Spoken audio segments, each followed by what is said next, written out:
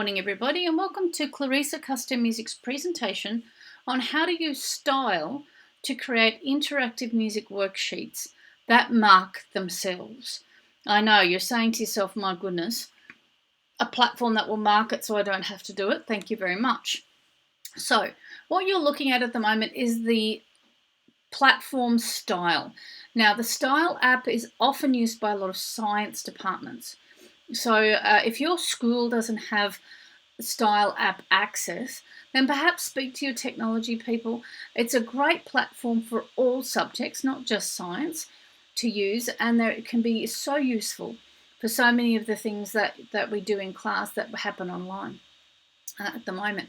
So this is a major triads worksheet that I've created for my Year 7 class. I've made it an assessment so it marks itself and I don't have to. Which saves me time.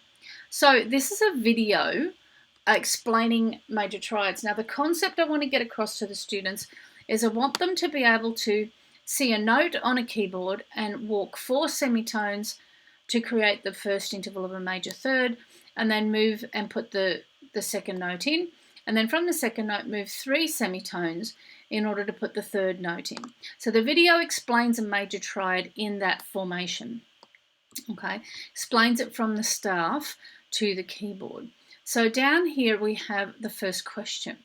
So with the question itself, this is what we call an interactive canvas. So I've selected interactive canvas, and I'm just going to go into edit function so you can see what it looks like. This is where you could type the question. So I could move this up to here. But I find that the students seem to understand a bit better if it's all together on the one page. So I don't tend to put anything up here. You can see that I've made it a mark out of 3 because what I want the students to do is to move this note, and one of these. That's what I want them to do in the end, so I've made it a mark out of 3. So normally this is blank. Okay, so the first thing I start with is my text. On the top of the page I wanted to write on the keyboard, build a major triad, etc. So I hit the text function and I get this text option here. So I get my text and it looks like this when it's finished. Now I'm going to lock it down. The reason I'm locking it down is I don't want anyone touching it.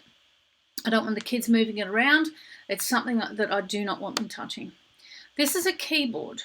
Now obviously this keyboard picture I managed to get from the internet, and I've drawn it, like I've dragged it out so it's big enough for the students to see pretty clearly. It's a 2-octave set, so they've got room to put these chords in. And again, you can see it's not locked at the moment, but I will lock it down. Now I use the image function to bring that in. So I've locked that down. Now the question says, build the major triad and select its name from the options. So the first note I've got to give them. Now this one was simply a circle. I drew the circle and I coloured it with the paint box. Okay, or the paint box. So I'm going to move this now to the F chord. So I want to create an F chord. So I'm going to move it to F and I'm going to lock it down because I don't want them to move it. If they move it, it's a real problem. It gets disastrous. So you only want things in a drag and drop that can be moved. All right, that leaves these 2 here plus these 5. The chord name was obviously a text, which I've locked down, and the square was also up here, that tool, and I locked it down as well. So you can see that that's locked down. So now the students can very clearly see they have to build the triad by putting the dots where they are, and then they have to decide which note this is. So we'll start with this one first because it's easier to show. This is going to be an F chord. That's what the answer is. So if you click on F, you can see that I've got this green box. Now I'm going to show you how to create that box. Okay, so the answer here is going to be F. So click on F and I press the tick. Once I press the tick, I drag the box over till it's covering the whole box because that's where the letter's going to go. Now you can see that it says correct.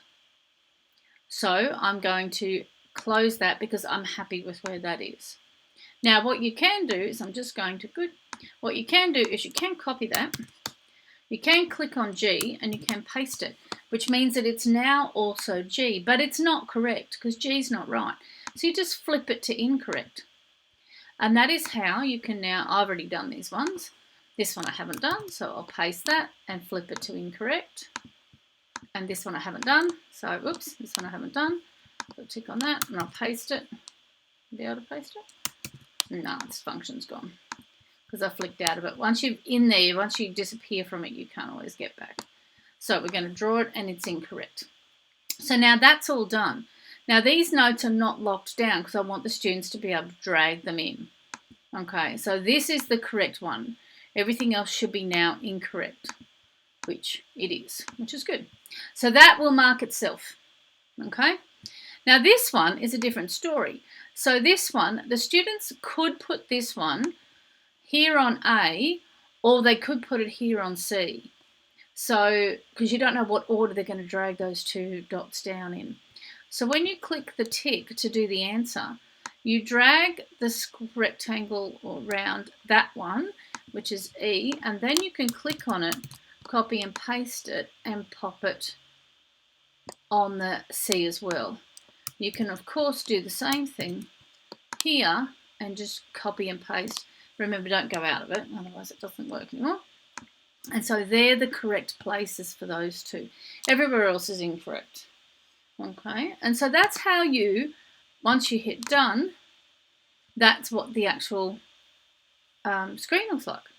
So you can see that I've done lots of these, given them different starting notes in order to, so it's loading, giving them different starting notes in order to refine it. So they're going to get to put some of these on black notes as well.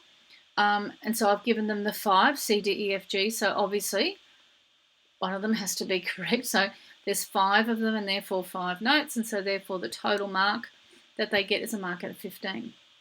So it's a good little practice one. The other thing you can do with these interactives, there's more you can do than just something as simple as this. If I go back to my Year 7 team, I'll show you a practice exam.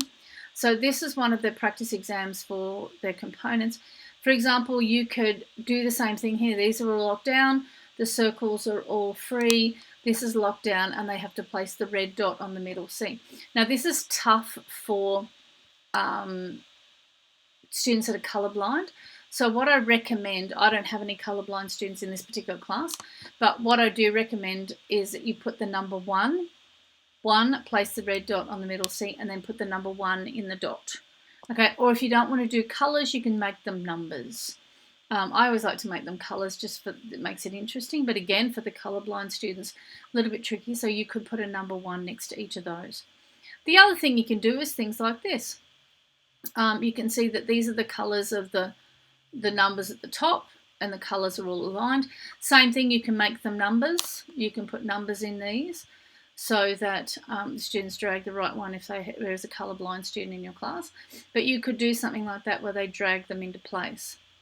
Okay, I do things like this, tones and semitones. So move a tone up, move a semitone up, and these are all locked down, and these are the only two that can move. So there's another option for you.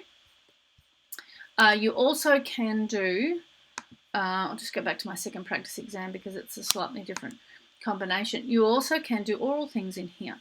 So here is on the keyboard, place the color dots, red dots to create a D minor triad. So I haven't given them any start notes, and all 3 of those dots will have all 3 notes attached to them. You can do true falses, so you can give them chords and tell them if they're true or false. You can ask if their chord is major or minor, and you can do a little audio recording. So you just put an audio recording in. This is what we call a side-by-side layout. So when you click here, you can, in more, you can get side-by-side as an option. If I was to remove that, I could go use side-by-side layout, and then I just drag this into its place, and then they're side-by-side, which is pretty good.